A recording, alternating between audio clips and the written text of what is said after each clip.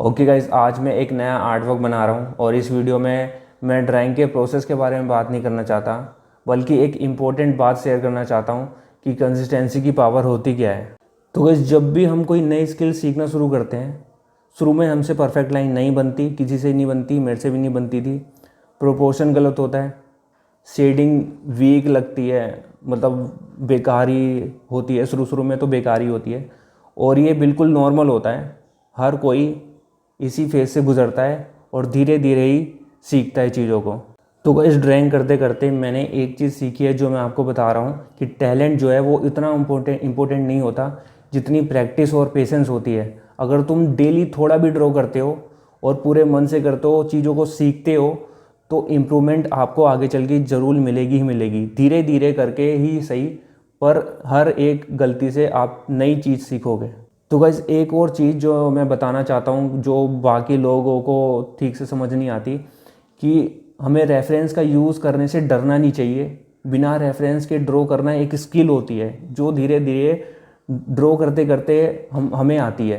पहले चीज़ों को हमें ऑब्ज़र्व करना चाहिए, उससे सीखना चाहिए और फिर उसमें हम अपनी क्रिएटिविटी अपने अनुसार ऐड कर सकते हैं। जैसे जैसे हम चीज़ों को नए नए तरीक़ों से सीखते जाते हैं, तो शुरू में हमें रेफरेंस को देखकर ड्रॉ करने से नहीं डरना चाहिए। ये कोई गलत बात नहीं होती, उससे हम चीज़ों को सीखते हैं कि चीज़ें जो बनी है, चीज़ों को हमारा दिमाग बनाए कि चीज़ों को नकल करके ही हम चीज़ों को सीखते हैं।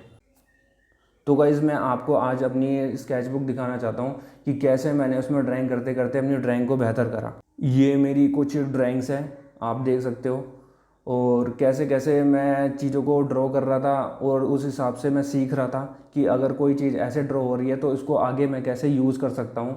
और धीरे धीरे करते करते मेरे को कब एनीमे ड्रॉ करने का शौक़ लग गया और मैं एनीमे ड्रॉ करते करते उसमें भी बहुत सारी चीज़ें सीख रहा हूँ कि कैसे शेडिंग को करा जाता है और कैसे ये लाइंस खींची जाती हैं, कैसे पैनल बनाए जाते हैं। तो चीज़ों को धीरे धीरे ड्रॉ करके ही समझ में आता है कि चीज़ें काम कैसे करती हैं। तो अगर आप भी अपनी ड्राइंग को लेके परेशान हो तो उसको परेशान नहीं होने, आप सीख रहे हो तो गलती धीरे धीरे होगी, उस गलतियों से सीखो और उसको यूज़ करो आगे आर्ट वर्क में कि अगर मैंने ये गलती करी है तो इसको मैं कैसे सुधार सकता हूँ ताकि ये गलती मेरी आगे दोबारा ना हो। तो आप भी मेरी तरह प्रैक्टिस कर सकते हो। एक स्केच बुक लो, उसमें ड्राइंग बनाओ और आपको जब वो भर जाएगी तो आपको अपनी जो कंसिस्टेंसी है ड्राइंग की, उसको देख के पता चलेगा कि आप पहले कैसे ड्राइंग कर रहे थे और अब आपकी ड्राइंग कैसे बेहतर हो गई है। तो इसको ट्राई करो और कमेंट में आके ज़रूर बताना ये ट्राई करने के बाद कि आपकी जो ड्राइंग है वो कितनी बेहतर हुई। और इससे क्या है, आपकी एक डॉक्यूमेंट सा बनता है कि कैसे आपकी ड्राइंग सुधरती गई। आप खुद अपनी गलतियों को पहचानोगे जब आप अपनी पुरानी ड्राइंग, स्केचबुक, ये सब देखोगे।